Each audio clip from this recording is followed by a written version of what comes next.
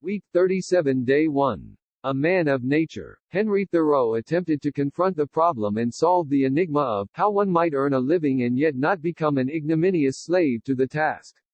He viewed the Industrial Revolution with antipathy. Man in a servile role to extraneous possessions was a main target of his writings. He believed that one could attain genuine wealth not by accumulating objects or money, but through enjoyment and perusal of nature. By his own volition he gave up friends and comforts for a 2-year sojourn by himself at Walden Pond. What others might judge as penury, was seen by Thoreau as the epitome of wealth. Sample sentences. 1. He found his servile position a degrading one and could not accept it with equanimity. 2. The expatriate decided to make his sojourn in France a permanent one in order to give up his nomadic way of life. 3. Why do we refuse to confront the unsavory problems of our times in a candid and incisive way? 4. He was a tenacious competitor, and at his own volition he placed his title in jeopardy on many occasions. 5. Her antipathy towards men was based on rather nebulous events that she construed to prove that they were all perfidious.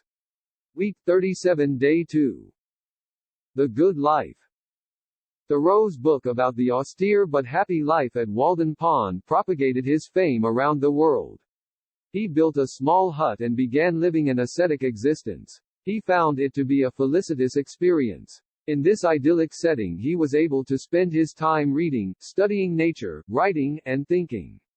Far from being indolent, he kept busy in many ways. At the end of the experiment he recalled the halcyon days with pleasure. He believed he had learned the secret of the truly happy life. The only tenable way of life is one in harmony with nature. Material possessions are superfluous. Sample sentences. 1. When he found his sinecure was no longer tenable, he felt it a propitious time to resign.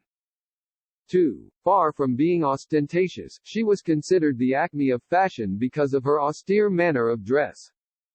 3. Because he was an itinerant worker, he had to disdain carrying superfluous equipment. 4. On that felicitous occasion the amount of money he spent was irrelevant. 5. During the turbulent days of the war, they wished for the halcyon days of earlier times. Week 37 Day 3. The Mind's Secrets. The study of the human mind and behavior has had many prominent practitioners, but no one is more revered than Sigmund Freud. An Austrian physician, he is said to be the father of psychoanalysis. He taught that man has a subconscious mind in which he keeps repugnant memories that come to the surface surreptitiously and motivate behavior. Man often tries to rationalize his actions, when, in reality, they are really the result of suppressed memories coming to the surface. Freud's approach to the disturbed person was to attempt therapy by examining the dreams that make cognizant what the cause of the illness might be. Only with the airing of deleterious, buried emotions can the person move from the nascent stage to that of full health. Freud was considered an iconoclast in the field of psychology when his ideas first appeared at the beginning of the 20th century. Sample sentences. 1. The iconoclast was in favor of jettisoning one of the traditions that had become an intrinsic part of his life. 2. In order to complete the therapy, the doctor said a trip to a warm, dry climate was mandatory. 3. Complacent people are difficult to motivate to altruistic actions. 4. It is pathetic the way some citizens rationalize their apathy during election years. 5. His beard was in its nascent state, it would soon be a hirsute masterpiece. Week 37 Day 4. Amateur psychologists. The ideas of Freudian psychology have become part of our everyday life. Our language is replete with clichés that have their origin in Freud's writings. There is a surfeit of amateur psychologists who, with celerity, analyze an individual's problems from the slightest evidence. Despite their dubious education and training in this field, they discuss symptoms and cures on a most erudite fashion. Should a person express a fear of heights, this phobia is examined, events from childhood are considered germane to the problem.